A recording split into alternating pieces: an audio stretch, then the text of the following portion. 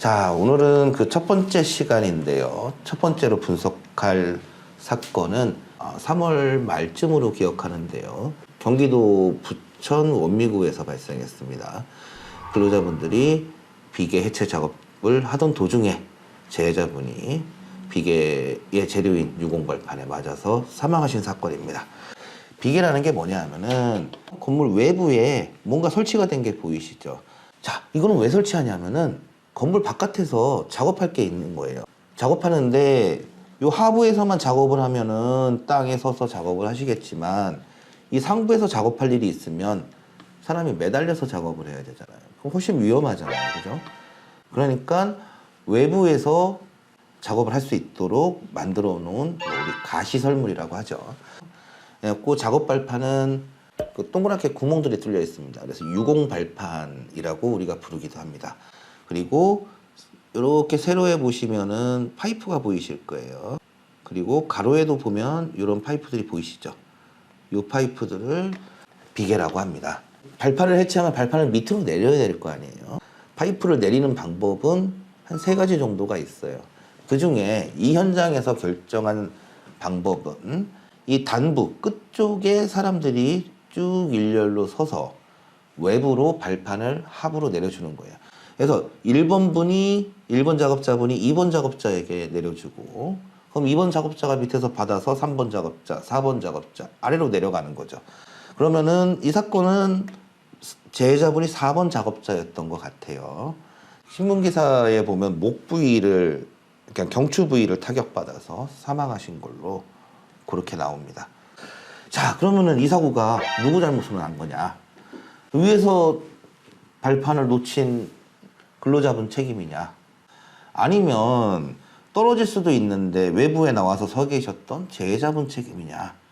아니면 어쨌든 회사에서 작업을 하다가 사고가 난 거니까 회사 책임이냐?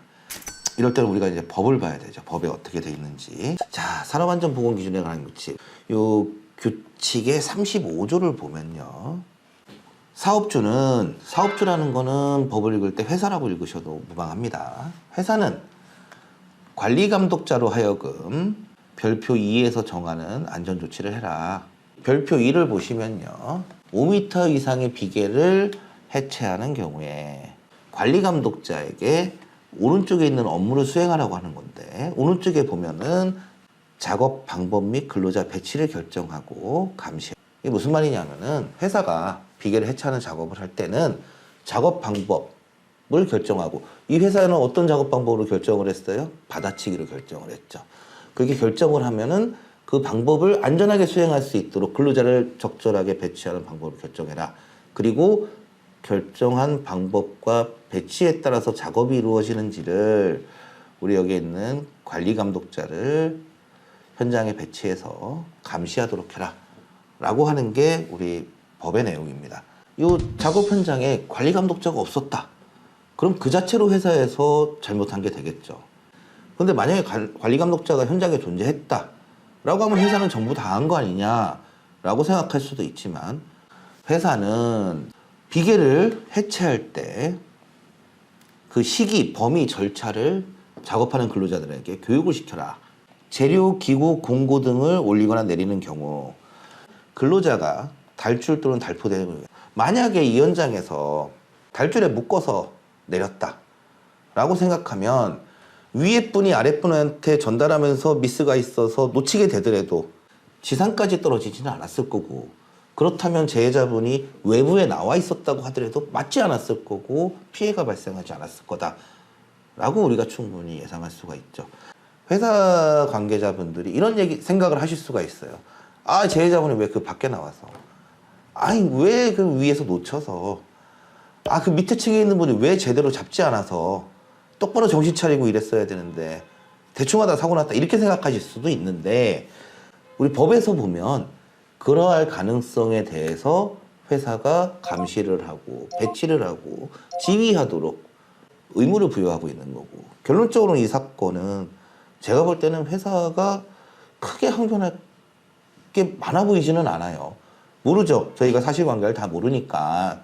만약에 회사가 이런 점에 대해서 우리가 교육을 열심히 했고 관리 감독자도 잘 배치를 했고 그리고 작업도 잘 지휘했는데 순간적으로 발생했다라고 회사에서는 주장할 수도 있겠죠.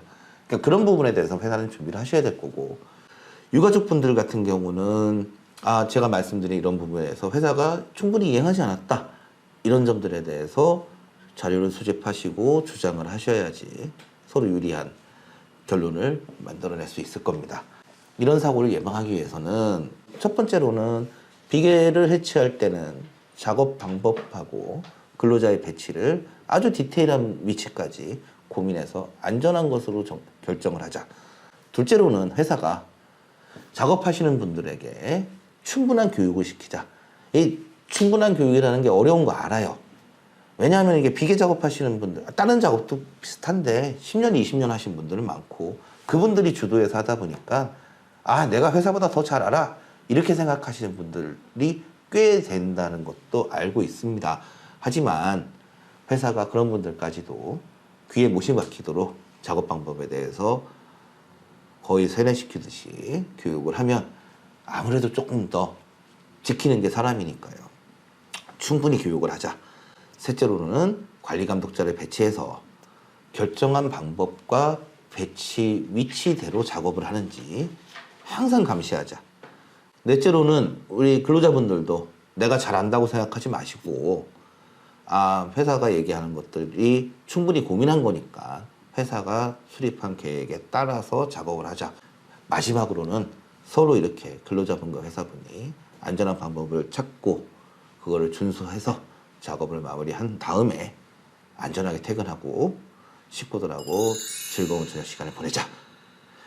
이렇게 하면은 이런 사고는 방지할 수 있을 것 같아요. 앞으로 이런 사고가 다시 발생하지 않았으면 하는 마음으로 오늘 방송은 여기서 마치도록 하겠습니다.